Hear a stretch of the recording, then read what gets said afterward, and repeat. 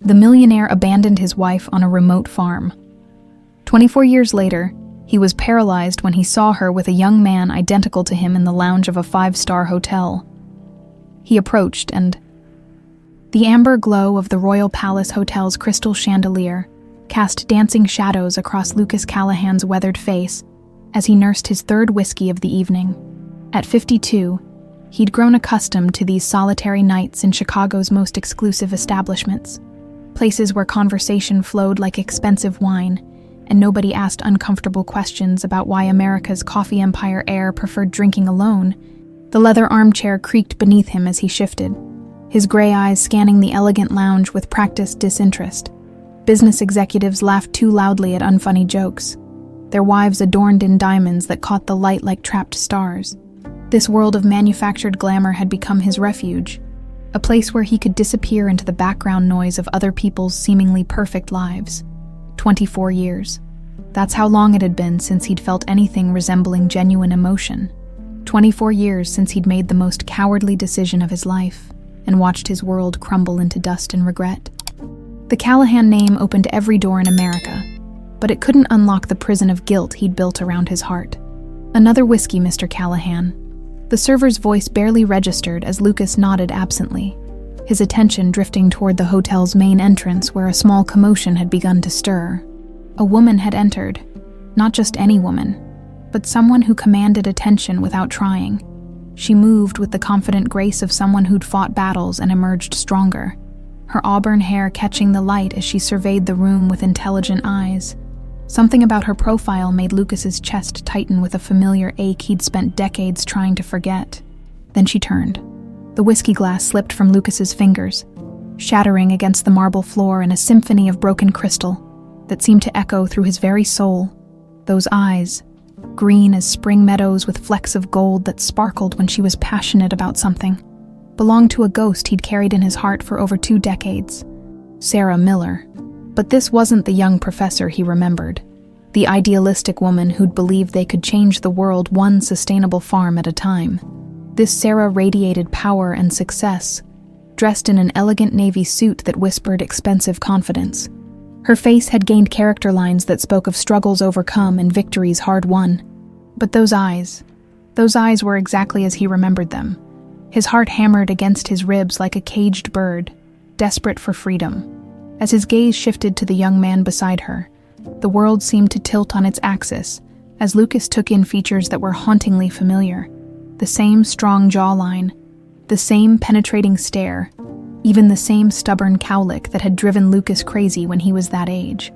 The young man was tall and lean, probably in his mid-20s, with dark hair and an intelligence behind his eyes that reminded Lucas painfully of his own reflection from decades past. When the stranger turned slightly, Lucas caught sight of a small birthmark on his neck, the exact same crescent-shaped mark Lucas had inherited from his grandfather. "Jesus Christ," Lucas whispered, his voice barely audible above the lounge's ambient chatter. "Benjamin." It had to be Benjamin. The realization hit him like a physical blow, stealing the breath from his lungs and leaving him dizzy with a mixture of wonder and devastating loss. His son, the child he'd never met, never held, never taught to throw a baseball or tie his shoes, was standing 30 feet away, a living reminder of everything Lucas had destroyed through his weakness and cowardice. Sarah must have sensed his stare because she looked in his direction, and for a moment that lasted an eternity, their eyes locked across the crowded room. Lucas watched as recognition flickered across her features, followed by a flash of pain so raw it made his chest ache. Her composure never wavered, but he caught the slight tremor in her hands before she clasped them together. Benjamin noticed his mother's sudden tension and followed her gaze. When their eyes met, Lucas felt like he was looking into a mirror that reflected not just his physical features, but the wariness of someone who'd grown up with questions that had no satisfactory answers. Lucas rose from his chair on unsteady legs, his expensive Italian shoes crunching over broken glass as he moved toward them. Each step felt like walking through quicksand, his heart pounding so loudly he was certain everyone in the hotel could hear it. The elegant crowd seemed to part around him, their conversations fading into meaningless background noise. Sarah, her name escaped his lips like a prayer when he finally reached them, his voice rougher than he'd intended. Lucas Callahan. Her tone was controlled, professional, but he caught the slight quiver that betrayed the emotion she was fighting to contain. "I thought I might never see you again." The words hung between them like a blade, sharp with implications and unspoken accusations. Benjamin stood silently beside his mother, his intelligent eyes studying Lucas with the intensity of someone trying to solve a complex puzzle. "This is Benjamin," Sarah said, her voice gaining strength as she placed a protective hand on her son's shoulder. "My son, our son," Lucas wanted to scream, but the words died in his throat. He had no right to claim this remarkable young man who'd grown up without a father because of Lucas's spectacular failure of courage. "Benjamin," Lucas extended his hand, trying to keep it steady. I know who you are," Benjamin said quietly, his grip firm when he accepted the handshake. His voice carried no hostility, but there was a coolness there that cut deeper than any anger could have. "Mom's told me about you." The simple statement felt like a knife between the ribs. What had Sarah told him? That his father was a coward who'd chosen family money over love, that he'd abandoned them when they needed him most. All of it would be true, even if it wasn't the whole truth. Lucas started, then stopped, realizing he had no idea what to say. How do you apologize for 24 years of absence? How do you explain the unexplainable to a son who'd grown up believing his father simply didn't want him? "We should probably sit down," Sarah said, her practiced eye noting the attention their reunion was beginning to attract. "We have some things to discuss." As they moved toward a private corner of the lounge, Lucas couldn't help but marvel at how Sarah had transformed. The uncertain young woman who'd needed his protection had become someone who commanded respect through sheer force of presence. She moved through the world like someone who'd learned to rely on no one but herself, and the realization of what his abandonment had forced her to become filled him with shame so profound, it was almost unbearable. Benjamin walked beside them with easy confidence, occasionally nodding to other guests who seemed to recognize him. This wasn't just any random hotel visit. They belonged here, in this world of power and influence that Lucas had always taken for granted. "You're here on business," Lucas said as they settled into plush chairs around a small table, the observation coming out more like a question. "The Sustainable Agriculture Summit," Sarah replied smoothly. "Benjamin and I are presenting to potential international investors tomorrow morning." The implications hit Lucas like a freight train. Sarah wasn't here by coincidence. She was here as competition.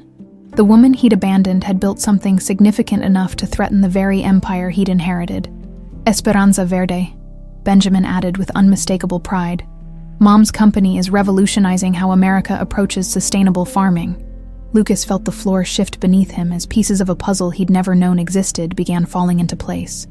The life he'd thought was destroyed had actually been rebuilt, stronger and more purposeful than before, and he'd missed all of it. The silence stretched between them like a chasm filled with 24 years of unspoken words. Lucas stared at his hands, weathered now with age and regret. Remembering when they'd been young and strong enough to build dreams, Sarah's fingers traced the rim of her wine glass with practiced composure, but he could see the slight tremor that betrayed her carefully maintained control. "Tell me about Esperanza Verde," Lucas said finally, his voice hoarse with emotion he was struggling to contain. Sarah's smile was small but genuine, the first real warmth he'd seen from her since their eyes met across the lounge. "It started with necessity," she said. "When you have a baby on the way and nowhere to go, you learn to make something from nothing pretty quickly." The words hit him like physical blows, each one a reminder of his colossal failure. Lucas closed his eyes, and suddenly he was 28 again, standing in the Chapel of Broken Heart Ranch with Sarah's hand in his, promising to love and protect her forever. The memory was so vivid he could almost smell the wildflowers she'd woven into her hair, and hear the way she'd laughed when he'd fumbled with her grandmother's ring. 6 months, that's all they'd had. 6 perfect months when the world had made sense, and the future had stretched before them like an endless summer day. "I never meant for any of this to happen," Lucas whispered, opening his eyes to find Benjamin watching him with an expression that was unreadable, but somehow reminded him painfully of his own father's disapproving stare. "But it did happen," Benjamin said quietly. "And Mom built something incredible out of the wreckage you left behind." Lucas flinched at the quiet accusation, but he couldn't argue with it. The truth was sitting right in front of him. A son he'd never known, and a woman who'd transformed abandonment into triumph. Sarah reached across the table and touched Benjamin's hand gently. "That's enough," she said softly, and Lucas caught a glimpse of the fierce protectiveness that had probably carried her through the darkest moments. She'd learned to be both mother and father, provider and protector, all because he'd been too weak to stand up to his own mother's manipulations. The memory of that final day crashed over him like a tsunami. Margaret Callahan had been waiting for him when he'd returned from the chapel, her face a mask of cold fury that had frozen his blood. She'd known about the secret marriage somehow, had probably been having him followed for months without his knowledge. "You married that gold-digging little professor," Margaret had hissed, her voice dripping with the kind of venom that could poison wells. "Do you have any idea what you've done to this family? To everything we've built?" Lucas had tried to stand his ground, tried to explain that Sarah wasn't what Margaret thought, but his mother had been prepared for war. She'd pulled out photographs, Sarah talking to reporters, Sarah meeting with environmental groups that had criticized Callahan Enterprises, Sarah's academic papers that had questioned traditional farming methods. "She's using you to destroy us from the inside," Margaret had continued, each word calculated to hit where it would hurt most. "And now she's trapped you with a pregnancy. How convenient." When Lucas had protested that Sarah loved him, that the baby was wanted and planned, Margaret had played her trump card with the precision of a master manipulator. "Choose," she'd said simply, "them or us. But know this, if you choose her, I'll make sure every farm worker family on this property loses their jobs. I'll destroy her reputation in every agricultural journal in the country, and then I'll take my own life. Because I won't live to see everything your grandfather built turned to ash by some nobody from Nebraska." The threat had been delivered with such calm certainty that Lucas had known she meant every word. Margaret Callahan didn't make idle threats. She made promises, and she always kept them. So he'd made the choice that had haunted him every day since. He'd told Sarah he needed to handle family matters before they could go public with their marriage. He'd promised her 2 weeks, maybe 3 at most, and then they'd announce everything together. He'd kissed her goodbye at the remote farm, where they'd planned to wait out his mother's inevitable fury, his hands on her rounded belly where their child grew safe and loved. "I'll be back before you know it," he'd whispered against her hair. "Nothing will keep me from you and our baby. I promise." It was the last promise he'd ever made to anyone that mattered. "What happened after I left?" Lucas asked now, the question scraping his throat raw. Sarah was quiet for a long moment, her green eyes distant with memory. "I waited," she said simply. "For 3 weeks. I waited. I told myself you were probably dealing with lawyers, making sure Margaret couldn't challenge our marriage or try to take the baby somehow." Benjamin leaned forward slightly, and Lucas realized this was probably a story his son had heard many times growing up. The fairy tale that had turned into a nightmare, the father who'd simply vanished. "The phone at the farm wasn't working," Sarah continued, her voice steady but soft. "Later I figured out someone had cut the lines. I couldn't drive because you'd taken the truck, and the nearest neighbor was 15 miles away, so I walked." The image of Sarah, 6 months pregnant and alone, walking 15 miles on dusty country roads made Lucas feel physically sick. "Jesus, Sarah. I made it to town and tried calling the main house," she said, cutting him off. A woman answered. "Not your mother, someone else. She told me you'd left for Europe on business and wouldn't be back for months. When I asked about messages, she said you'd left strict instructions not to be contacted." Lucas felt the blood drain from his face. "That's not. I know that now," Sarah said with a sad smile. "But I was 24, pregnant, and scared out of my mind. When someone tells you the man you love has abandoned you, and all the evidence seems to support it, what are you supposed to think?" Benjamin's jaw was tight with controlled anger, and Lucas could see his son struggling with emotions that had probably been building his entire life. "Mom tried calling for 3 years," Benjamin said. "Letters, phone calls, even hired a lawyer once to try to reach you. Every single attempt was blocked." "Blocked how?" Lucas asked, though he was beginning to suspect he already knew the answer. "Security guards who said you didn't want contact," Sarah replied. "Secretaries who claimed you'd moved on with your life. There was even a woman who called herself your fiancé and told me to stop embarrassing myself." The pieces of Margaret's elaborate deception were starting to fall into place, and each revelation made Lucas feel sicker. His mother hadn't just separated them. She'd orchestrated a campaign of psychological warfare designed to convince Sarah that Lucas had chosen his inheritance over his family. "I eventually got the message," Sarah said with bitter humor. "Lucas Callahan had decided a pregnant professor wasn't worth giving up his empire for. So I stopped trying and started building something of my own." Benjamin reached for his mother's hand, and Lucas could see the bond between them that had been forged in abandonment and strengthened by shared struggle. They'd survived without him, maybe even because of his absence, and the realization was both heartbreaking and strangely beautiful.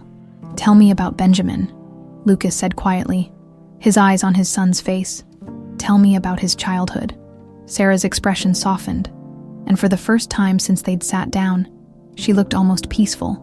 "He was born on October 15th at County General Hospital.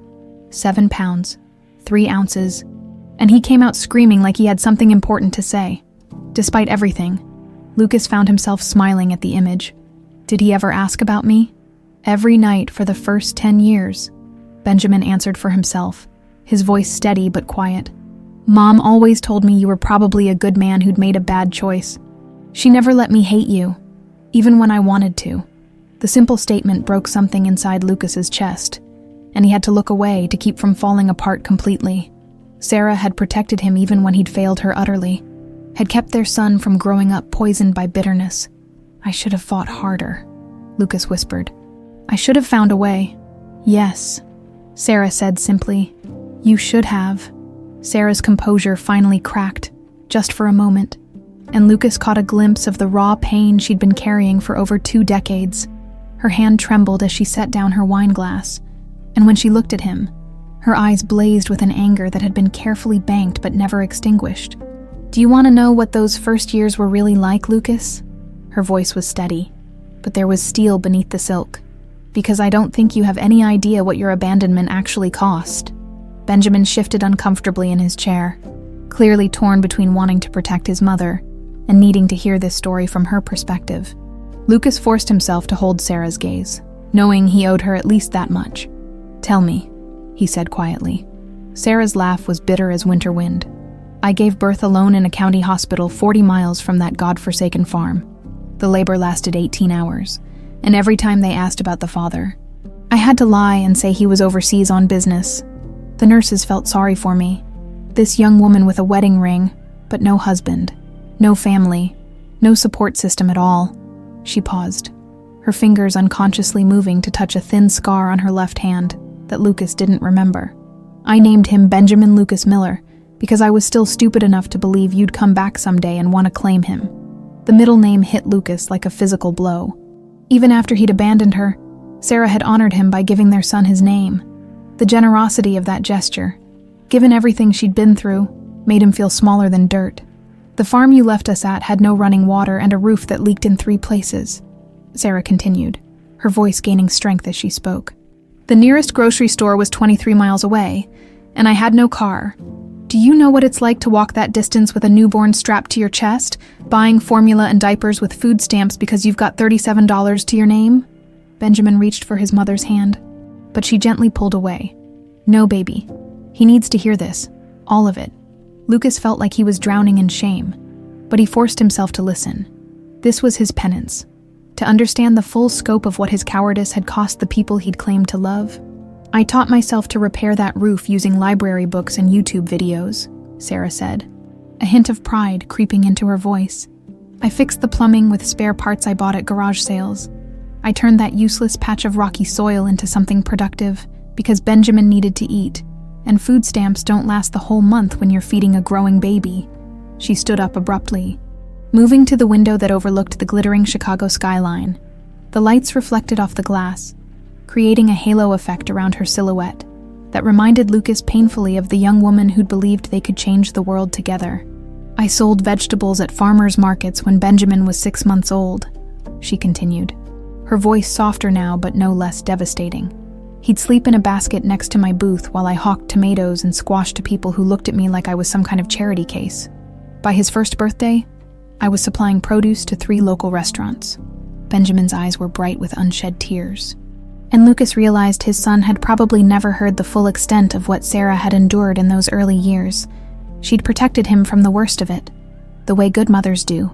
When Benjamin was 2, I started taking night classes online, Sarah said, turning back to face them. Agricultural science, business management, sustainable farming techniques. I'd study after he went to bed, working by candlelight when the electricity got cut off, which happened more often than I care to remember. Lucas wanted to interrupt, to explain about the investigators he'd hired, the money he'd tried to send, the countless ways he'd attempted to find them, but he was beginning to suspect that none of those efforts had ever reached their intended targets. By the time Benjamin was 5, I had 12 restaurants on contract and was supplying organic produce to 2 grocery chains, Sarah continued, her voice gaining the confidence of someone recounting hard-won victories. I bought our first real truck with cash, a beat-up Ford that ran on prayers and determination, but it was ours. She sat back down, her movements graceful despite the weight of the memories she was carrying. Benjamin started asking about his daddy around that time. Every kid in his kindergarten class had 2 parents, or at least knew where their missing parent was. He wanted to know why his daddy didn't love him enough to visit. The words were like knife cuts across Lucas's heart, each one precisely placed to cause maximum damage. He could picture 5-year-old Benjamin, probably with gap-toothed smile and innocent eyes, wondering why his father had chosen not to be part of his life. "What did you tell him?" Lucas asked, his voice barely above a whisper. "The truth, as far as I knew it," Sarah replied simply, "that his daddy had chosen his family's money over us, that sometimes adults make choices that hurt the people they're supposed to love, that it wasn't Benjamin's fault, and that he was perfect and wonderful just as he was." Benjamin spoke up for the first time in several minutes, his voice thick with emotion. "Mom never let me hate you, though, even when I wanted to. Even when kids at school made fun of me for not having a dad. She always said you were probably a good man who'd made a bad choice." The grace of that revelation nearly broke Lucas completely. Sarah had spent years protecting his reputation to their son, even when she had every reason to paint him as the villain he'd been. "I tried to find you," Lucas said desperately, the words tumbling out before he could stop them. "I hired investigators. I set up trust funds. I wrote letters." "Stop." Sarah's voice cut through his protestations like a blade. "Just stop. I spent 3 years trying to reach you, Lucas. 3 years of letters returned to sender, phone calls that went nowhere, and lawyers who told me you'd made it clear you wanted no contact." She pulled out her phone and scrolled through something, then turned the screen toward him. "I still have some of the documentation. Certified letters marked refuse delivery, legal correspondence stating that Lucas Callahan wished to terminate all parental rights, a restraining order filed against me for harassment." Lucas stared at the phone screen in horror, recognizing the letterhead of his family's law firm, but not understanding how any of these documents could exist. Sarah, I swear to you, I never filed any of these things. I never refused your letters. I didn't even know you were trying to contact me." "Then how do you explain this?" Benjamin asked, his voice tight with controlled anger. He pulled out his own phone and showed Lucas a series of photographs. "These are copies of documents I found when I was researching your family. Legal papers stating that Sarah Miller had been paid a settlement to relinquish all claims on the Callahan name and fortune." Lucas felt the world tilt beneath him as he stared at forged signatures and fabricated legal documents that bore his name but had never been signed by his hand. The scope of the deception was staggering. Someone had gone to incredible lengths to make sure Sarah believed he wanted nothing to do with her or their child. "I kept copies of everything," Sarah said quietly. "Every returned letter, every legal document, every proof that Lucas Callahan had moved on with his life and wanted his past erased. I kept them because I thought someday Benjamin might need to understand why his father had chosen not to be part of his life." She looked directly at Lucas, and her eyes were filled with a pain so deep it seemed to echo through his soul. "The Benjamin you see now, this confident, successful, brilliant young man, he built himself from scratch. Every achievement, every milestone, every moment of pride I felt watching him grow up. You missed because you chose your inheritance over your family." Lucas opened his mouth to protest again, to try to explain about Margaret's threats and manipulations, but Sarah held up a hand to stop him. "I don't want your excuses, Lucas, not anymore. I spent too many years making excuses for you, protecting our son from the truth about what kind of man his father really was. But Benjamin deserves better than that now. We both do." Benjamin stood up slowly, his movements deliberate and controlled. "I think we should go, Mom. We have an early presentation tomorrow." As they prepared to leave, Lucas felt panic rising in his chest. He couldn't let them walk away again, not when he was finally beginning to understand the magnitude of what had been stolen from all of them. "Please," he said, his voice breaking. "Just give me a chance to prove that I never stopped trying to find you, that I never stopped loving you." Sarah paused at the edge of their table, her expression unreadable. 24 years, Lucas. 24 years of believing I wasn't worth fighting for. That's not the kind of hurt that heals with explanations. Wait. The word escaped Lucas's lips with such raw desperation that both Sarah and Benjamin froze mid-step. "Please, just give me 5 minutes. 5 minutes to prove that everything you think you know about my choices is wrong." Sarah's hand was already on her purse strap, her body language screaming that she was done with this conversation, but something in Lucas's voice, perhaps the same broken quality that had made her fall in love with him 24 years ago, made her pause. "What could you possibly say that would change anything?" she asked, but she didn't move toward the exit. Lucas ran his hands through his hair, a gesture Benjamin unconsciously mirrored, and Sarah felt her heart clench at the similarity. "You said I never tried to contact you, that I chose my inheritance over my family. But Sarah, I need you to know, I wrote to you every single week for the first 5 years. We've been through this," Benjamin said, his patience clearly wearing thin. "Mom never received any letters, because someone made sure you wouldn't," Lucas said, his voice gaining strength as he spoke. "But before I can prove that, I need to prove something else first. I need to prove that I knew you, Sarah. Really knew you. Not the way someone would know a business acquaintance or a brief fling, but the way a man knows the woman he planned to spend his life with." Sarah's eyes narrowed slightly, but Lucas caught the flicker of curiosity there. "What are you talking about?" Lucas closed his eyes, reaching back through 24 years of guilt and pain to touch memories he'd kept locked away because they hurt too much to examine. When he opened them again, his gaze was focused entirely on Sarah's face. "You have a birthmark," he said quietly. "Right here." He gestured to his own left shoulder. "Shaped like a crescent moon. You were always self-conscious about it. Said it looked like God had taken a bite out of you. But I used to kiss it and tell you it was where the moon had touched you when you were born, marking you as something magical."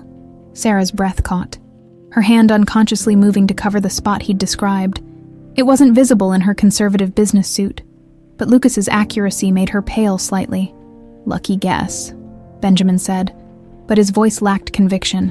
"When you're concentrating on something, really focused, you hum," Lucas continued, his voice growing softer. "Old country songs your grandmother used to sing. Blue Bayou was your favorite, but you'd never admit it because you thought it made you sound unsophisticated. You'd hum it when you were working in the garden, or when you were grading papers late at night." Sarah's composure was starting to crack, tiny fissures appearing in the armor she'd built around her heart. "Stop," she whispered, but Lucas couldn't stop now, not when he could see doubt beginning to creep into her eyes. "Your eyes change color when you're emotional.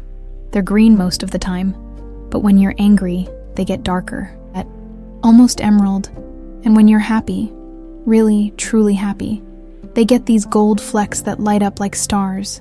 Tears were starting to gather in Sarah's eyes, and Benjamin looked back and forth between his parents with growing confusion. "Mom, when you laugh, really laugh, you snort a little," Lucas said, a ghost of a smile touching his lips. "You hate it. Always cover your mouth when it happens. But it was one of my favorite sounds in the world, because it meant you were completely, unself-consciously happy." "That's enough," Sarah said, but her voice was shaking now. "You talk to plants," Lucas pressed on, desperate to break through the wall she'd built. "Not just casual conversation, but real talks.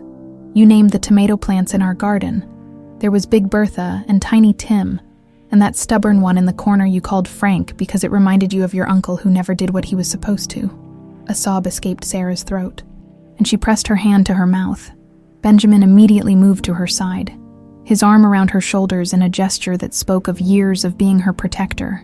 "How could you know all that and still abandon us?" Sarah asked, her voice muffled by her hand. "Because I didn't abandon you," Lucas said, his own voice breaking. "I was kept from you, Every letter I wrote, every attempt I made to contact you, every private investigator I hired, someone made sure none of it reached you." Benjamin's expression was shifting from anger to confusion. "What investigators?" Lucas pulled out his phone with trembling fingers, scrolling through contacts until he found what he was looking for. "Peterson Investigative Services. I hired them in 1999, 6 months after I was finally allowed to leave the family property. They've been on retainer for 24 years. Benjamin, 24 years of quarterly reports that all said the same thing. Sarah Miller could not be located." He showed them the phone number. "The email chain. The invoices that stretched back decades. Tom Peterson's been trying to find you since Benjamin was 6 months old. Every lead went nowhere. Every address turned out to be false. Every sighting turned out to be a dead end." Sarah stared at the phone screen, her face white. "That's impossible. We weren't hiding. We've been at the same farm for 20 years. Our business is public record. Benjamin's been in school. Unless someone was actively working to make sure you couldn't be found," Lucas said quietly. "Someone with enough money and influence to redirect investigators, intercept mail, and create false documentation." Benjamin was quiet for a long moment, his sharp mind clearly working through the implications. "Your mother," he said finally. Lucas nodded grimly. "Margaret Callahan doesn't make idle threats, and she doesn't accept defeat. When I chose to marry you, Sarah, I declared war on everything she thought our family stood for. She wouldn't have just separated us. She would have made sure it stayed that way." "But why?" Sarah asked, sinking back into her chair. "What could she possibly gain from keeping you from your own child?" "Control," Lucas said simply. "Margaret's entire life has been about controlling the Callahan legacy. A daughter-in-law she couldn't manipulate, and a grandson she couldn't mold would have been threats to everything she'd built. By keeping us apart, she kept me isolated and dependent on her version of reality." He sat down across from them again, his hands clasped tightly to keep them from shaking. "For the first year after I left you at the farm, I was essentially a prisoner. Margaret had me under constant medical supervision, said I was having a nervous breakdown. The doctors she hired kept me sedated most of the time, told me I was suffering from delusions and that trying to contact you would only make my condition worse." Sarah's eyes widened in horror. "Lucas, when I finally got clear-headed enough to escape, I hired Peterson immediately, but every lead he followed turned up nothing. According to his reports, Sarah Miller had vanished without a trace after leaving the farm. No forwarding address, no employment records, no medical records for the baby. It was like you'd never existed." Benjamin leaned forward, his expression intense. "What about the legal documents? The restraining orders, the settlement papers? Forgeries," Lucas said with certainty. "I never signed any of those documents, never authorized any payments, never filed any legal actions against your mother. But Margaret has a team of lawyers who could make the Pope look like a criminal if she paid them enough." The weight of the revelation settled over them like a heavy blanket. Sarah was crying openly now, 24 years of anger and hurt beginning to crack under the weight of a truth she was only starting to understand. "The letters," she whispered. "You said you wrote letters." Lucas nodded. "Every week for 5 years. One to you, one to Benjamin. Every birthday, every Christmas, every milestone I thought I was missing. I kept copies of all of them, thinking someday I'd be able to give them to you when Peterson finally found you." "Where are they?" Benjamin asked, his voice barely audible. "At home, in my safe," Lucas said. 5 years' worth of letters to a wife and son I thought had disappeared from my life forever." Sarah looked up at him, her eyes red but clearer than they'd been all evening. "Show us," she said simply. "What?" "The letters, the investigator reports. All of it. If you're telling the truth, if Margaret really did orchestrate all this, then I need to see proof. We both do." Lucas felt hope flutter in his chest for the first time in decades. "They're at the estate in Westchester. It's about 2 hours from here." Benjamin looked at his mother, some silent communication passing between them. "We have our presentation tomorrow morning," he said slowly. "Cancel it," Sarah said, her voice growing stronger. "Some things are more important than business." The drive to Westchester took place in Lucas's Tesla, with Sarah in the passenger seat and Benjamin in the back, all three of them wrapped in a silence that felt fragile as spun glass. The highway lights streaked past in golden blurs, and Lucas found himself stealing glances at Sarah's profile, memorizing the way the dashboard glow highlighted the mature beauty she'd grown into. 20 minutes into the drive, Benjamin finally spoke. "I need to tell you both something," he said, his voice carefully controlled. "I haven't been completely honest about why I'm here with Mom." Sarah turned in her seat to look at her son, concern creasing her features. "What do you mean?" Benjamin was quiet for a moment, his hands clasped tightly in his lap. "The business presentation tomorrow. It's real, and it's important, but it's not the only reason I came to Chicago." Lucas caught his son's eyes in the rearview mirror. "Go on." "For the past 3 years, I've been conducting my own investigation into the Callahan family," Benjamin said, his words dropping into the car like stones into still water. "I needed to understand why my father had abandoned us, and Mom's explanations, while loving, never quite added up for me." Sarah's face went pale. "Benjamin, what did you do?" "I started small," Benjamin continued, his voice gaining confidence as he spoke. "Public records, newspaper articles, business filings. I wanted to understand what kind of man Lucas Callahan really was, beyond the stories I'd been told." Lucas felt his heart hammering against his ribs. "What did you find?" Benjamin pulled out his phone and began scrolling through files. "That's the thing. I found almost nothing about you personally after 1999. Oh, there were business articles, board meeting minutes, public appearances, but no personal relationships, no social events, no indication that you had any kind of life outside of Callahan Enterprises. What's strange about that?"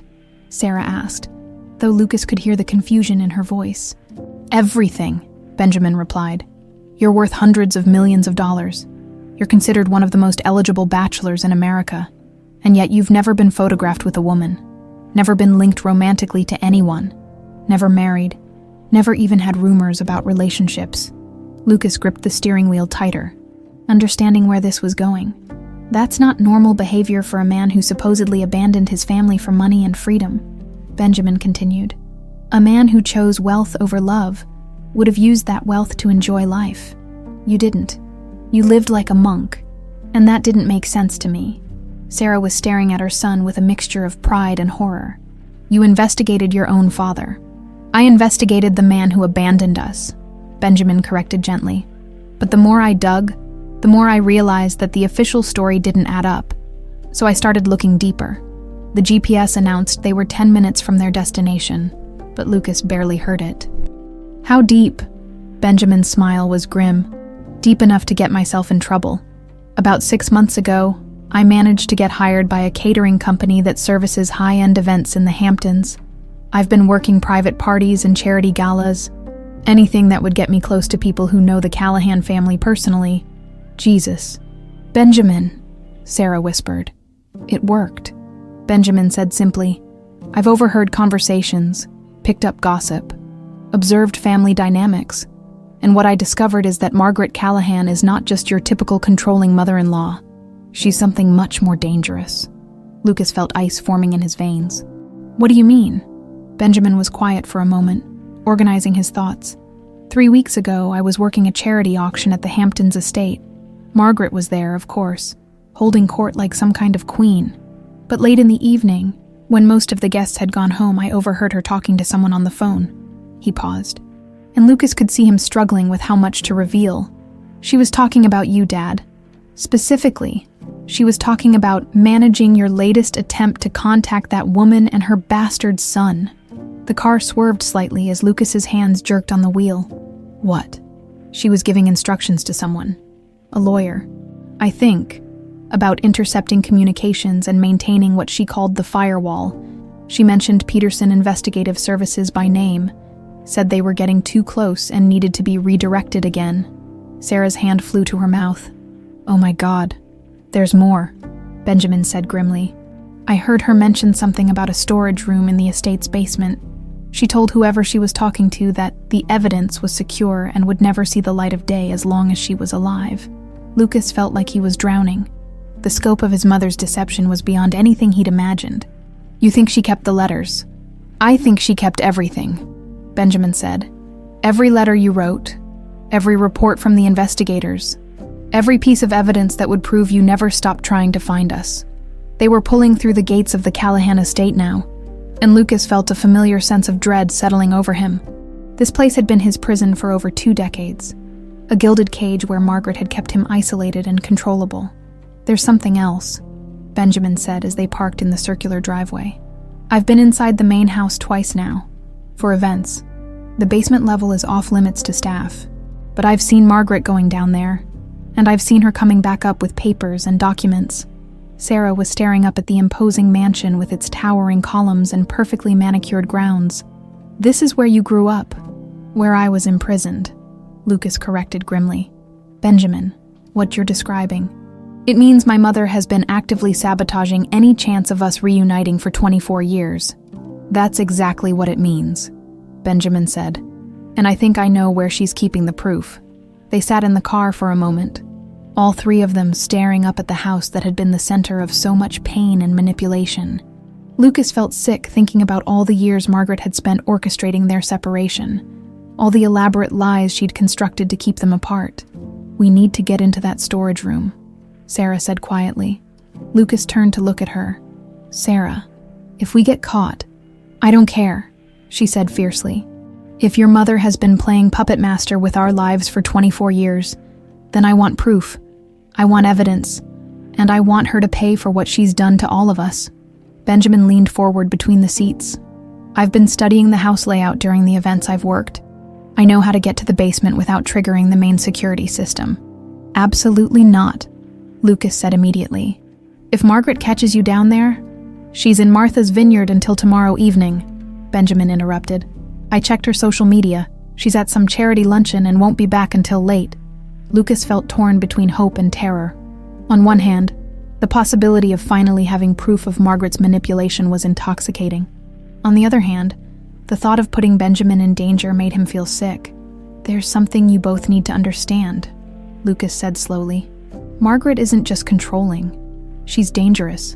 If she's gone to these lengths to keep us apart, she won't hesitate to destroy anyone who threatens to expose her." Sarah reached over and took his hand, her fingers intertwining with his for the first time in 24 years. "Then we better make sure we find what we're looking for." Benjamin was already opening his car door. "The staff entrance is around back. The security cameras have blind spots I've memorized, and I know where Margaret keeps the backup keys."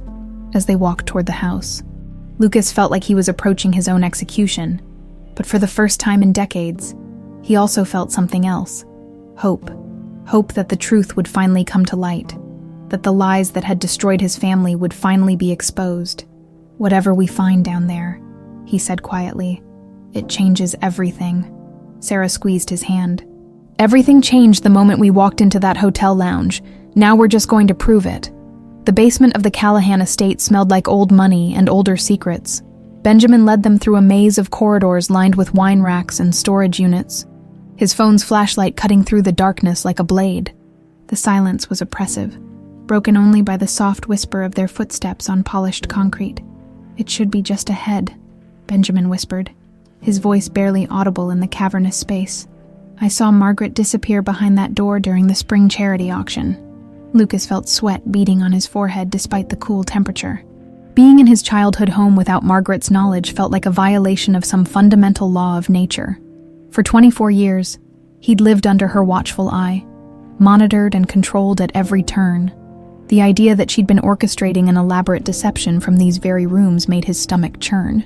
"Here," Benjamin said, stopping in front of a heavy wooden door that looked older than the rest of the basement. "It's locked, but I saw where she hides the key." He reached up to run his fingers along the top of the door frame, coming away with a small brass key that glinted in the phone light. "Rich people always think they're too clever for obvious hiding spots." Sarah was pressed close to Lucas's side, her breathing shallow with nervous tension. "Are you sure she's not coming back tonight?" "Positive," Benjamin said as he inserted the key. Her assistant posted her schedule on Instagram.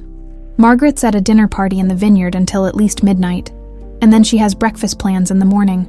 The lock clicked open, with a sound that seemed to echo through Lucas's bones. Benjamin pushed the door open slowly, and they were greeted by the musty smell of old paper and hidden shame. "Jesus Christ," Sarah breathed. The room was larger than Lucas had expected, with floor-to-ceiling shelves lined with filing cabinets, document boxes, and manila folders organized with military precision. But what drew their attention immediately were the dozens of framed photographs covering one entire wall. Surveillance photos of Sarah and Benjamin taken over the years. Lucas approached the wall with trembling legs, his heart breaking as he took in image after image of the life he'd missed. Sarah pushing a toddler Benjamin on a swing. Benjamin's first day of school, gap-toothed and proud. Sarah at a farmer's market, her face animated as she talked to customers. Benjamin playing Little League baseball, his uniform grass-stained and his smile radiant. "She was watching us," Sarah said, her voice hollow with shock. "All these years she was watching us." Benjamin was examining the filing cabinets with the methodical precision of someone who'd learned to gather evidence carefully. "These are organized by year," he said, pulling open a drawer labeled 2000-2005. "Look at this." Inside were hundreds of documents, bank records, medical files, school enrollment papers, tax returns, every piece of Sarah and Benjamin's life, cataloged and filed away like evidence in a criminal case. Lucas opened another drawer and found what he'd been looking for. Manila folders thick with familiar handwriting. His own letters, hundreds of them, organized by date and recipient. Letters to Sarah filled with love and desperation. Letters to Benjamin chronicling missed milestones and expressing a father's helpless longing. "Here's the one I wrote for Benjamin's first birthday," Lucas said, his voice cracking as he pulled out a sealed envelope. "And this one for his first day of school, Christmas of 2001, Easter 2003. Sarah was reading over his shoulder, tears streaming down her face as she saw the evidence of Lucas's devotion laid out in black and white. Each letter was a window into his broken heart, a father's attempt to maintain connection with a son he'd never been allowed to meet. Benjamin had moved to another section and was pulling out audio equipment, old cassette recorders and digital devices. "Recording equipment," he said grimly. She was documenting everything. He pressed play on one of the devices, and Margaret's voice filled the room with chilling clarity. "Mrs. Patterson, this is Margaret Callahan. I need you to make another call to Sarah Miller." "Yes, the same script as before. You're calling on behalf of Lucas, and you need to tell her that he's moved on with his life and requests that she stop attempting contact. No, make sure you sound irritated, like she's been bothering him for months." Sarah's hand flew to her mouth. "That's the woman who called me in 2002, when I tried to reach you through your office. She said she was your secretary and that you were engaged to someone else." Another recording revealed even more damning evidence. "Tom, it's Margaret. Your latest report came back with too much accurate information about the Miller woman. I don't care what your investigators found. I need you to redirect them to the West Coast. Tell Lucas they're chasing a lead in California. The retainer check will reflect our appreciation for your discretion." Lucas sank into a chair as the full scope of his mother's manipulation became clear. "She was paying Peterson to lie to me. 24 years of false reports, dead-end leads, and fake hope." Benjamin was exploring another section when he let out a sharp gasp. "Dad, you need to see this." He was holding a thick folder labeled medical records. Lucas Callahan inside were psychiatric evaluations, medication schedules, and doctor's notes spanning several years after Sarah's abandonment. "She had you committed?" Sarah asked, reading over Benjamin's shoulder. "Not committed," Lucas said, his face pale as he recognized the documents. "But she convinced a team of psychiatrists that I was having a breakdown. Look at the medication schedule. They had me on enough mood stabilizers and anti-anxiety drugs to keep me barely functional." The medical records painted a picture of systematic psychological abuse. Margaret had used Lucas's genuine grief over losing Sarah and Benjamin as evidence of mental instability, then medicated him into compliance while she orchestrated their permanent separation. "Here's a recording from 2003, Benjamin said, his voice tight with controlled anger. He pressed play, and they heard Margaret talking to someone on the phone. "The boy is getting older, and Sarah's becoming more successful. We need to make sure Lucas never accidentally encounters them at industry events. Yes, I want a complete media blackout. If Esperanza Verde gets any major press coverage, make sure Lucas is out of the country. Business trips, medical retreats, whatever it takes." Sarah was trembling with rage now, her hands clenched into fists. "She orchestrated our entire lives to keep us separated. Every time we might have crossed paths, every opportunity for contact. She eliminated it. But the most devastating discovery was yet to come. In a locked file cabinet, Benjamin found a collection of letters that made Lucas's blood run cold. They were written in his own handwriting, but the words were ones he'd never spoken.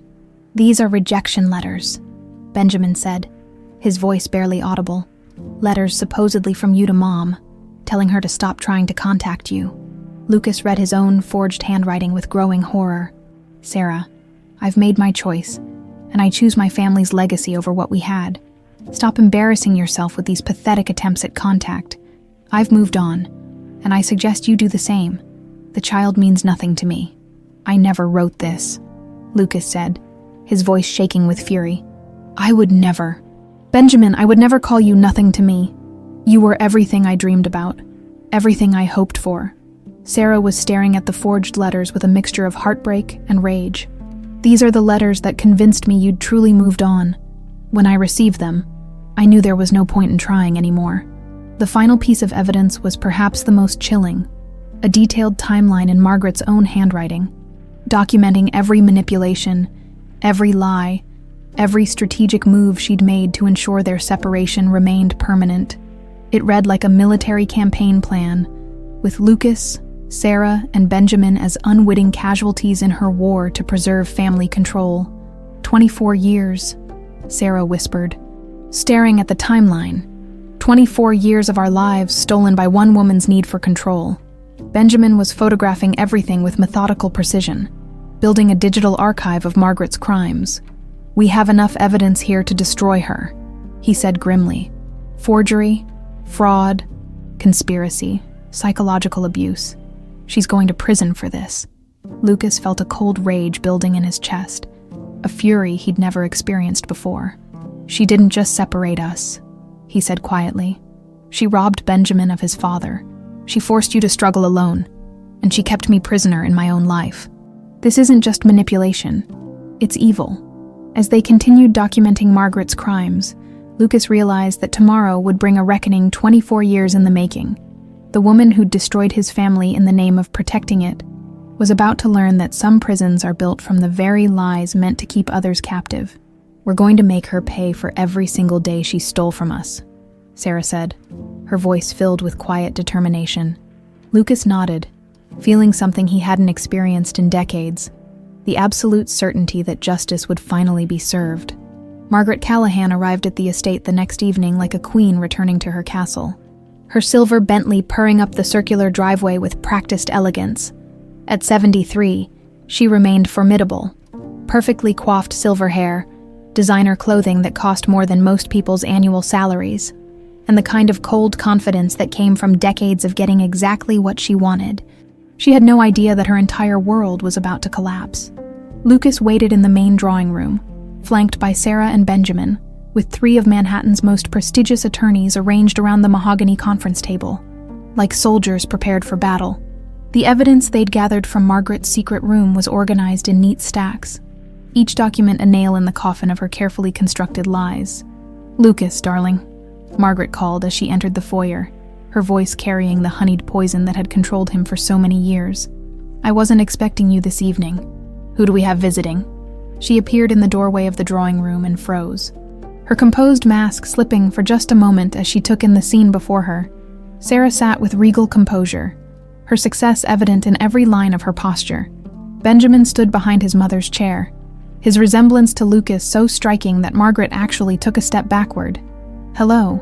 "Margaret," Sarah said, her voice calm as winter ice. "It's been a long time." Margaret's recovery was swift, her politician's smile sliding back into place like armor. "Sarah Miller, how? Unexpected? And this must be your son." Her eyes flicked to Benjamin with calculated dismissal. "He's grown up to be quite handsome." "Our son," Lucas said quietly, his voice carrying a authority Margaret hadn't heard from him in decades. "Benjamin is our son, Mother. Your grandson." Margaret's laugh was like breaking glass. "Oh, Lucas, surely we're not going to revisit this old fantasy. You're a 52-year-old man. Isn't it time to stop playing pretend about some childhood infatuation?"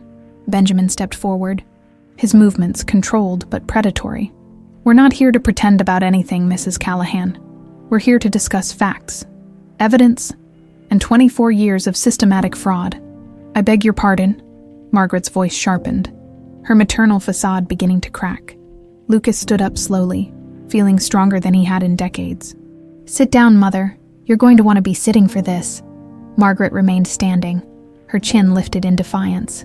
"I don't know what kind of con game this little family is running, but—" "Storage room B12, Benjamin interrupted, his voice cutting through her protestations like a blade. "Sound familiar?" The color drained from Margaret's face so quickly that Lucas thought she might faint. Her eyes darted to the lawyers, clearly calculating her options, before settling back on Benjamin with naked hatred. "You little bastard," she hissed, her mask finally dropping completely. "How dare you break into our private property," Lucas corrected, his voice gaining strength with each word. "This is my house, Mother. Legally, everything in it belongs to me, including your collection of stolen letters and forged documents." Sarah opened the first evidence folder with deliberate calm. "Shall we start with the recordings, Margaret? I particularly enjoyed the one where you pay Tom Peterson to lie to Lucas about our whereabouts. Or perhaps you'd prefer to discuss the psychiatric medications you had him on without his knowledge." Margaret's composure shattered like crystal hitting concrete. "You don't understand what I was protecting," she screamed, her voice echoing through the room. "That woman would have destroyed everything we built, everything your grandfather sacrificed for." "By loving me?" Lucas asked, his voice deadly quiet. "By giving me a family? By dragging our name through the mud with her hippie environmental nonsense and her bastard child?" Margaret's face was purple with rage now, all pretense of civility abandoned. "Do you have any idea what the board would have said? What society would have whispered? A Callahan married to some nobody from Nebraska?" Benjamin's jaw tightened at the slur, but his voice remained controlled. "So you decided to play God with 3 people's lives." "I protected our legacy," Margaret shrieked. "I kept you from making the biggest mistake of your pathetic life, Lucas. Look at you now. Successful, respected, unburdened by the responsibilities of a family you were never mature enough to handle." Sarah stood up slowly, her movement drawing Margaret's attention like a magnet. "Unburdened?" she asked, her voice soft but lethal. "Is that what you call the broken man I met in that hotel? The man who spent 24 years believing he'd been abandoned by the people he loved most? He was weak," Margaret spat, "just like his father. If I hadn't stepped in, he would have thrown away everything for a pretty face and romantic nonsense."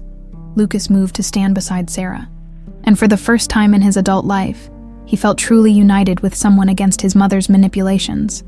"You're right, Mother. I was weak. Weak enough to let you convince me that your threats were real. Weak enough to believe that protecting others required sacrificing my own happiness." He gestured to the evidence spread across the table. "But this isn't protection. This is systematic psychological torture. You kept me drugged and isolated while you destroyed any chance of my family reuniting. You forged legal documents, bribed investigators, and violated federal mail laws." One of the attorneys cleared his throat. "Mrs. Callahan, I should inform you that based on the evidence presented here today, we'll be filing both criminal and civil charges. The statute of limitations doesn't apply to ongoing conspiracy, and your actions constitute multiple felonies." Margaret's eyes blazed with fury as she realized the trap closing around her. "You ungrateful little worm," she snarled at Lucas. "After everything I've done for you, everything I've sacrificed." "What you've done to me," Lucas corrected, "and what you sacrificed was my happiness, Sarah's peace of mind, and Benjamin's right to know his father, all to preserve your twisted idea of family honor." Margaret turned her venom on Benjamin, her voice dripping with malice. "And you think you've won something. You think exposing me makes you legitimate. You're still just the bastard child of a gold-digging whore who trapped my son with a pregnancy." The words hung in the air like poison gas, and Lucas felt something inside him snap completely. In 2 swift strides, he was standing directly in front of his mother, his voice dropping to a whisper that was more threatening than any shout. "If you ever speak about my wife and son that way again, I will personally ensure that your remaining years are spent in the most unpleasant federal prison I can arrange. Do you understand me?" For the first time in Lucas's memory, Margaret Callahan looked genuinely afraid. The son she'd controlled and manipulated for decades was finally standing up to her, and she could see in his eyes that her power over him was broken forever. Sarah is the most remarkable woman I've ever known, Lucas continued, his voice gaining strength. She built a successful company from nothing while raising our son alone. She created jobs for hundreds of families while advancing sustainable agriculture practices that will benefit future generations. She did all of this without the advantages you were born with, and she did it while protecting Benjamin from the bitterness she had every right to feel. He stepped closer, and Margaret actually backed away from him. Benjamin is everything I dreamed he would be. Intelligent, principled, strong enough to seek the truth even when it was dangerous. He's accomplished more in his 24 years than you have in your entire privileged life. Sarah moved to stand beside Lucas, her hand finding his. We're done with your games, Margaret. Done with your control. Done with your manipulation. Done with your poison. Benjamin joined them, creating a united front that Margaret had never faced before. The evidence we've collected will be turned over to federal prosecutors tomorrow morning. Your assets will be frozen pending investigation, and your attorneys will advise you to prepare for a lengthy prison sentence. Margaret looked around the room wildly, searching for allies who weren't there, for escape routes that didn't exist. You can't do this to me, she whispered. I'm a Callahan. We don't go to prison. No, Lucas said simply. You're a criminal who happens to share my name, and criminals face consequences for their actions. As the attorneys began reading Margaret her rights and explaining the charges being filed against her, Lucas felt something he hadn't experienced in 24 years. Freedom. The woman who had controlled every aspect of his life was finally being held accountable for the damage she'd caused.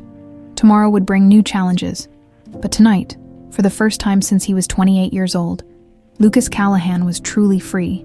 The federal courthouse in Manhattan buzzed with reporters and photographers as Margaret Callahan was led through the media gauntlet in handcuffs. Her designer outfit a stark contrast to the steel restraints around her wrists. The woman who had once commanded respect through fear and manipulation now looked small and fragile, her carefully constructed world crumbling around her like a house of cards in a hurricane. Lucas stood on the courthouse steps with Sarah and Benjamin, watching his mother's perp walk with a mixture of satisfaction and profound sadness. 24 years of manipulation had finally caught up with her, but the victory felt hollow when he considered everything they'd all lost in the process. The grand jury indicted her on 17 federal charges, Benjamin said, reading from his phone as news alerts continued to pour in. Wire fraud, mail fraud, conspiracy, obstruction of justice, forgery, and violations of the Computer Fraud and Abuse Act. Sarah squeezed Lucas's hand. How do you feel? Lucas was quiet for a moment, watching Margaret disappear into the courthouse surrounded by lawyers and federal marshals. Like I'm watching a stranger, he said finally. The woman who raised me, or who I thought raised me, wouldn't have been capable of this level of cruelty. I'm not sure I ever really knew her at all. The media attention had been relentless since the story broke 3 days earlier. Coffee Empire matriarch arrested in decades-long family deception had been the headline in the Wall Street Journal. The New York Times had run a 3-part investigative series detailing Margaret's web of lies, while CNN had devoted an entire special to what they were calling the Callahan conspiracy. Mr. Callahan. A reporter pushed through the crowd, microphone thrust forward. How does it feel to know your mother orchestrated your family's separation for over 2 decades? Lucas looked at the reporter with weary eyes. It feels like justice is finally being served, he said simply. But justice can't give me back 24 years with my son or repair the damage done to my wife. Sarah stepped closer to the microphones, her voice clear and strong. What Margaret Callahan did wasn't just an attack on our family. It was an attack on the fundamental right of parents and children to know each other. No one should have that kind of power over other people's lives. Benjamin added his voice to the statement. We're grateful that the truth has finally come to light, and we hope this case serves as a warning to anyone who thinks they can manipulate and control other people's relationships with impunity. As they made their way through the crowd toward their waiting car, Lucas's phone buzzed with a call from his attorney. They're offering a plea deal, the lawyer said without preamble. 20 years in federal prison, forfeiture of all assets obtained through criminal activity, and a restraining order preventing her from contacting any of you. What's the alternative? Lucas asked. Trial, where she's facing 40 to life if convicted on all counts. Her own lawyers are recommending she take the deal. Lucas looked at Sarah and Benjamin, seeing his own exhaustion reflected in their faces. We'll take it, he said. We just want this to be over." The financial consequences of Margaret's crimes were staggering. Federal investigators had frozen her personal accounts, discovering that she'd used millions of dollars in family money to fund her elaborate deception over the years. The bribes to investigators, payments to accomplices, and costs of maintaining her surveillance operation had drained resources that should have gone to legitimate business expenses. "The board is demanding answers," Lucas told Sarah, as they sat in his attorney's office reviewing the damage. "Shareholders are filing lawsuits, and the SEC is opening an investigation into whether company funds were misused." Sarah studied the financial documents spread across the conference table. "How bad is it?" "Bad enough that I'm probably going to have to step down as CEO," Lucas admitted. "The board wants someone without the family baggage to clean up the mess Margaret created." Benjamin looked up from his laptop where he'd been researching corporate governance law. "What if you don't step down? What if you restructure the company entirely?" Lucas raised an eyebrow. "What do you mean?" "Transform Callahan Enterprises into something completely different," Benjamin said, his voice gaining excitement as the idea took shape. "Margaret's crimes have created an opportunity to rebuild the company from the ground up, with new leadership and a new mission." Sarah was beginning to smile, recognizing the same innovative thinking that had made Esperanza Verde successful. "A sustainable agriculture company," she said slowly, "using the Callahan resources and infrastructure, but with Esperanza Verde's environmental focus." "Exactly," Benjamin said. "Merge the companies, bring in new board members committed to sustainability, and use the scandal as a catalyst for positive change. Turn Margaret's legacy of manipulation into something that actually helps people." Lucas felt a spark of hope for the first time in days. The shareholders might go for it, especially if it means avoiding the negative publicity of a prolonged corporate scandal, and the environmental angle could attract new investors.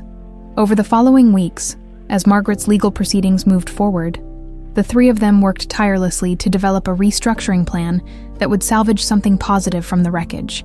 Sarah's expertise in sustainable agriculture proved invaluable as they identified which parts of the Callahan operation could be transformed and which needed to be eliminated entirely. The hardest part was dealing with the human cost of Margaret's crimes. Dozens of employees had been complicit in her schemes, either through direct participation or willful ignorance. Some had been coerced or threatened, while others had been motivated by greed or loyalty to the family name. "Tom Peterson wants to cooperate with the investigation," Benjamin reported during one of their strategy sessions.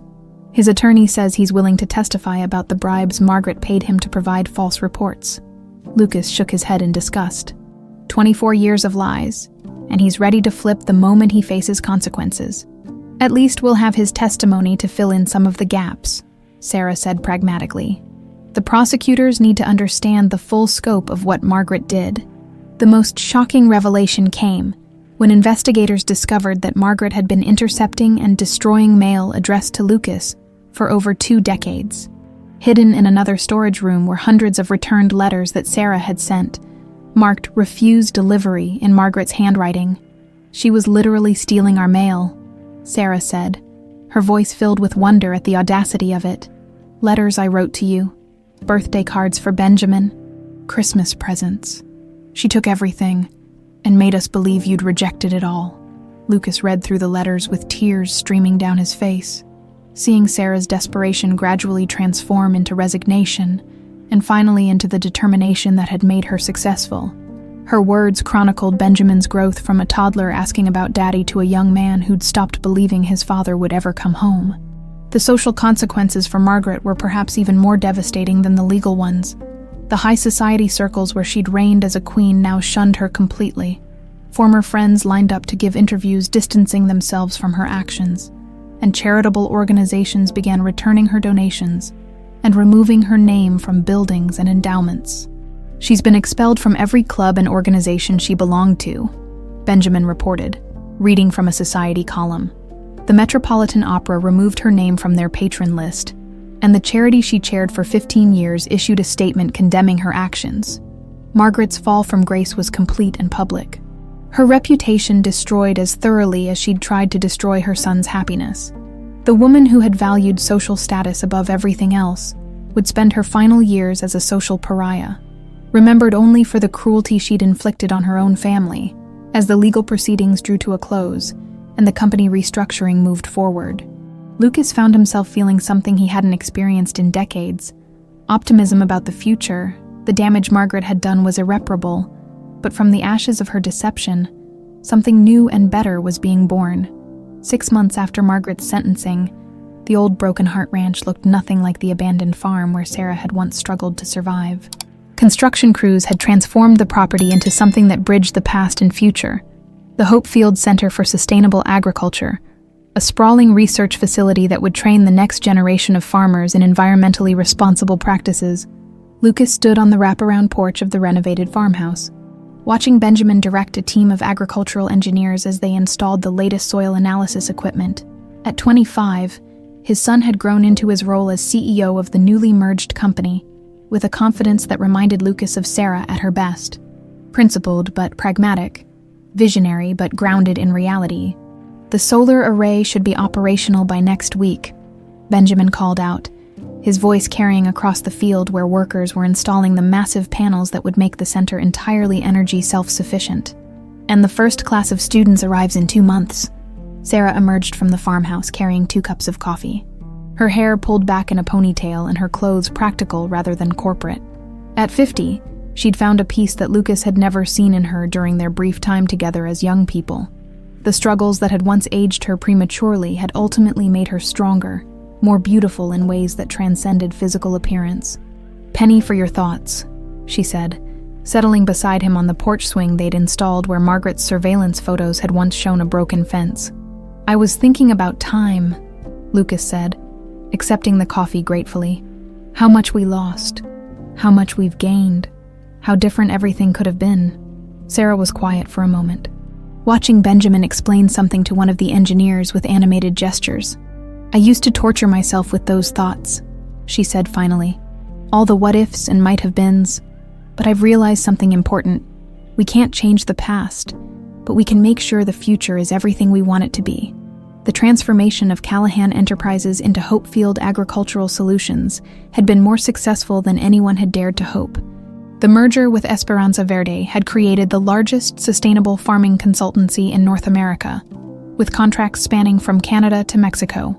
More importantly, it had created jobs for hundreds of families and pioneered farming techniques that were being adopted across the globe. The board approved the expansion to South America, Lucas said, pulling out his phone to show Sarah the email from their chairman. "We'll have offices in 6 countries by the end of next year. Benjamin's dream of international impact is coming true," Sarah said with maternal pride. "He's got your business instincts and my environmental passion. That's a powerful combination." Lucas smiled, remembering the young man who'd confronted him in that Chicago hotel lobby. "He's everything I hoped he would be and more. Sometimes I watch him work and I see both of us in him, but mostly I see someone entirely his own person." The wedding planning had been an adventure in itself, after 25 years apart. Lucas and Sarah were rediscovering each other as mature adults with their own established lives and perspectives.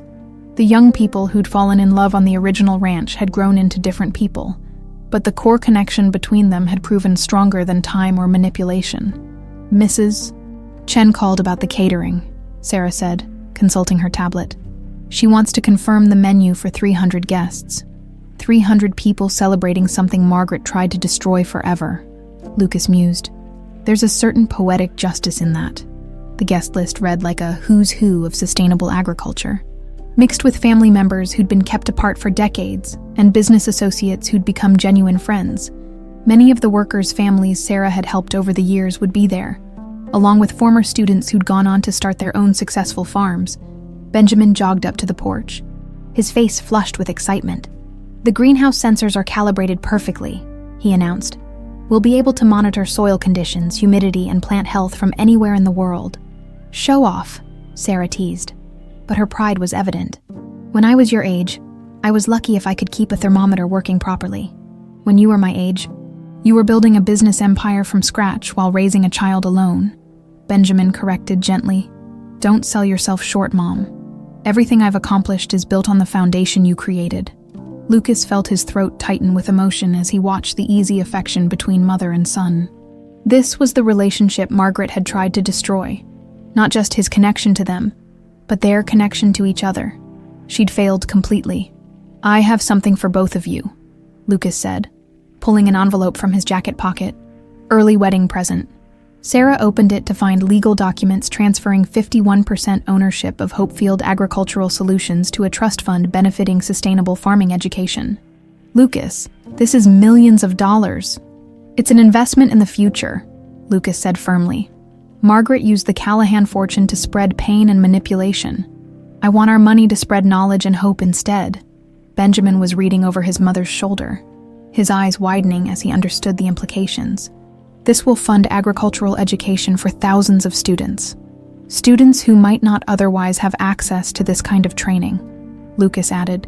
"Kids from farming families who want to learn sustainable techniques, inner-city students interested in urban agriculture, international students from developing countries." Sarah was crying now. But they were tears of joy rather than the pain that had marked so many of their encounters over the past months. "Your mother would hate this," she said with a laugh that sounded almost giddy. "Good," Lucas said simply. "Everything we do that makes the world better is a repudiation of everything she stood for." The actual wedding ceremony took place in the main barn of the Hopefield Center, which had been transformed into something magical with fairy lights and wildflowers that Sarah had grown herself. Benjamin walked his mother down the aisle, his face beaming with the pride of a son who'd finally seen his parents find their way back to each other. Lucas waited at the altar wearing a simple black suit, his eyes never leaving Sarah's face as she approached. She'd chosen a cream-colored dress that was elegant, but not ostentatious, her hair adorned with flowers from the same fields where she'd once struggled to grow enough food to survive. 25 years ago, we made promises to each other in secret, Lucas said during his vows, his voice carrying clearly through the packed barn. Today, we make them in front of everyone who matters to us, with the knowledge that love can survive anything, even decades of separation and lies. Sarah's vows were equally moving. "I promise to build a future with you that honors both the dreams we shared when we were young and the wisdom we've gained through pain and growth." Our love story didn't end when we were separated. It was just interrupted. Today we begin the next chapter. When the officiant pronounced them husband and wife, the entire barn erupted in cheers that could probably be heard for miles. Benjamin was the first to embrace them, tears streaming down his face as he held both parents for the first time in his conscious memory. "I have the best parents in the world," he said, his voice thick with emotion. "And anyone who tries to mess with this family is going to have to deal with me." The reception lasted until dawn, with dancing in the barn and speeches that ranged from hilarious to deeply moving. Former employees from Esperanza Verde shared stories about Sarah's generosity and determination, while agricultural scientists spoke about the revolutionary work being done at Hopefield. But the most memorable moment came when Benjamin stood to give the final toast of the evening, raising his glass as the sun began to rise over the fields where his parents had found their way back to each other. "Mom always taught me that family isn't just about blood. It's about the people who show up for you, day after day, year after year," he said, his voice carrying clearly in the quiet dawn air. "Today we celebrate not just a wedding, but the triumph of love over hatred, truth over lies, and hope over despair." He paused, looking directly at his parents with eyes that sparkled with unshed tears. "Margaret Callahan tried to destroy our family before it even had a chance to begin, but she underestimated the power of real love and the determination of three people who refused to give up on each other." The toast that followed seemed to echo across the fields and through time itself, a celebration not just of what had been found, but of what had been built from the ashes of betrayal and loss. 2 years later, the sprawling Hopefield Center hummed with activity, as the morning sun cast golden light across fields that had once been barren and forgotten. Lucas stood in the nursery greenhouse, cradling his 6-month-old granddaughter while Sarah tended to seedlings that would soon feed families across 3 continents. "Lily Sarah Callahan," he whispered to the baby, who regarded him with serious blue eyes that reminded him painfully of Benjamin at that age. "Your great-grandmother tried to convince the world that our family name meant power and control, but you're going to grow up knowing it means something completely different." Lily gurgled and reached for his finger, her tiny hand wrapping around it with surprising strength. The simple gesture brought tears to Lucas's eyes as he thought about all the moments like this that Margaret's manipulation had stolen from him with Benjamin.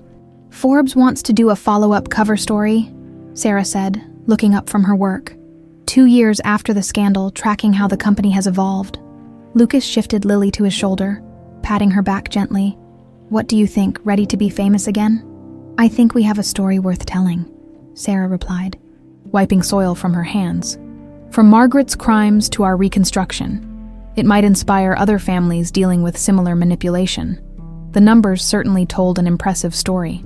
Hopefield Agricultural Solutions had grown from the ashes of Margaret's scandal into a billion-dollar company that employed over 5,000 people worldwide. More importantly, their sustainable farming programs had helped small farmers increase crop yields by an average of 40% while reducing environmental impact. Benjamin appeared in the greenhouse doorway, his hair tousled from the morning's work in the research fields. At 26, he'd grown into his role as CEO with a confidence that commanded respect from investors, employees, and competitors alike. The delegation from Kenya just arrived, he announced, his face bright with excitement. They want to implement our soil restoration program across their entire agricultural sector. That's incredible, Sarah said, her eyes lighting up. How many farmers would that impact? Conservative estimate. About 2 million farming families, Benjamin replied. We're talking about transforming food security for an entire nation. Lucas felt a familiar surge of pride watching his son discuss global agricultural policy, with the passion Sarah had once brought to their small, sustainable farming projects. Benjamin had inherited the best qualities of both parents, Sarah's environmental vision and Lucas's strategic thinking, but had added his own innovative approaches that were revolutionizing the industry. The pilot program results from Guatemala came in yesterday, Benjamin continued, pulling up data on his tablet. Crop yields increased 67% in the first year, and farmers reported a 90% reduction in pest-related losses. Your mother would be horrified, Lucas said, bouncing Lily gently.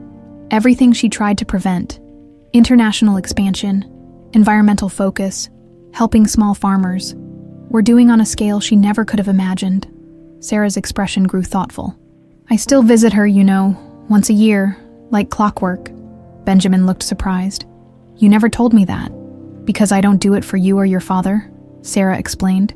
I do it for me, to remind myself that forgiveness isn't about excusing someone's actions, it's about refusing to let their poison continue affecting your life. Lucas understood. Margaret had been transferred to a minimum security federal prison in upstate New York after serving 18 months in maximum security. At 75, she was a shadow of her former imperious self, her health declining and her social connections severed completely. What does she say when you visit? Lucas asked. Nothing meaningful, Sarah replied with a sad smile. She still maintains that she was protecting the family legacy, still insists that you would have ruined your life by choosing us over the Callahan fortune.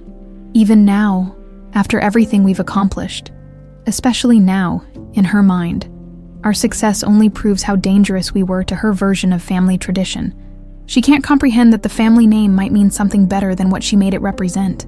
Lily began to fuss, and Sarah reached for her with the practiced ease of a grandmother who'd been waiting 26 years to spoil a grandchild. Someone's hungry, she cooed, settling into the rocking chair Lucas had placed in the greenhouse specifically for these moments. As Sarah fed Lily, Benjamin spread his tablet across the work table, showing them architectural plans for the next phase of expansion. The university partnership in Brazil is approved, he said. We'll have our first South American training center operational by next spring. How many students? Lucas asked, studying the plans with the eye of someone who'd learned to balance idealism with practical limitations. Initial capacity for 300, but designed to expand to 1,000 as the program grows. Benjamin replied, We're partnering with local agricultural colleges to provide both theoretical education and hands-on training. Lucas nodded approvingly.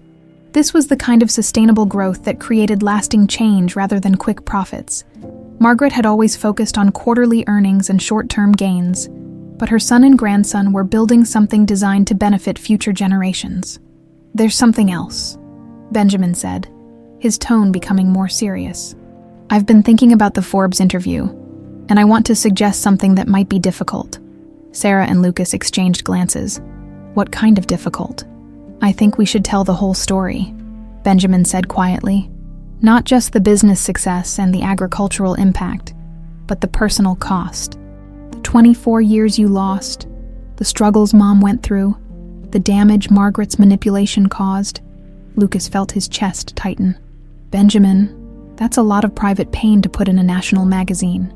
But it's also a story that might help other families, Benjamin insisted. Psychological manipulation, parental alienation, family members using money and power to control relationships. These things happen more often than people want to admit. Sarah was quiet for a long moment, her attention seemingly focused on Lily, but her mind clearly working through the implications.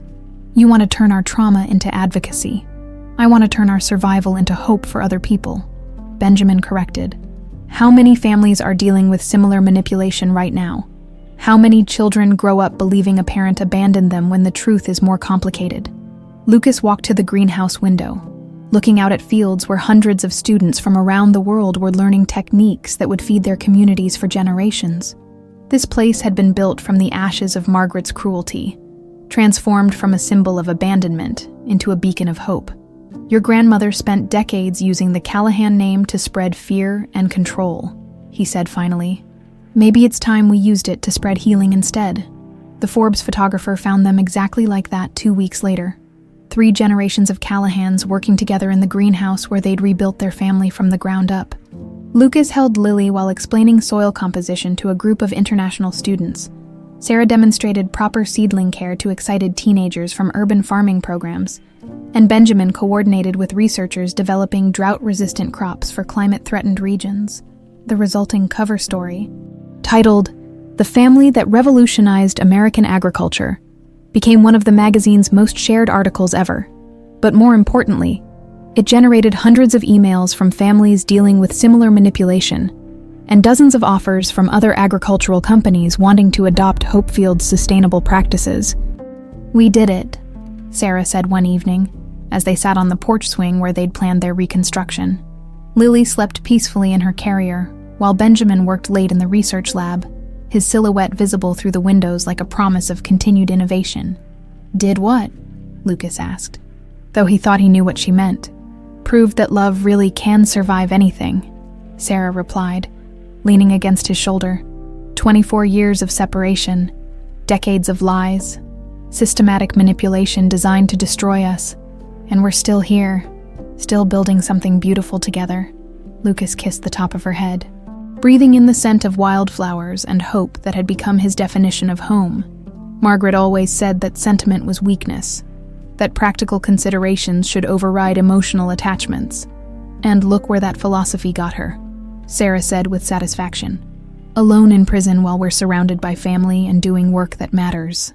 As if on cue, Benjamin emerged from the lab, his face tired but triumphant. "The new drought-resistant strain tested successfully," he called out. "We might be able to help farmers in sub-Saharan Africa increase yields even during severe drought conditions." "That's our boy," Sarah murmured, watching their son secure the lab for the night. Saving the world one seedling at a time. Lucas thought about the letters he'd written during those lost years, all the milestones he'd tried to commemorate from a distance, all the love he'd poured into words that never reached their intended recipients. Now he was living the life he'd dreamed about in those letters. Surrounded by the family Margaret had tried to steal, and working on projects that would outlast them all. "Some prisons are made of gold and lies," he said quietly, remembering the phrase that had haunted him for so long. "But the strongest keys are made of truth and love." Sarah smiled and squeezed his hand as Lily stirred in her sleep, and Benjamin turned off the last light in the lab. The Callahan family was finally, completely, home.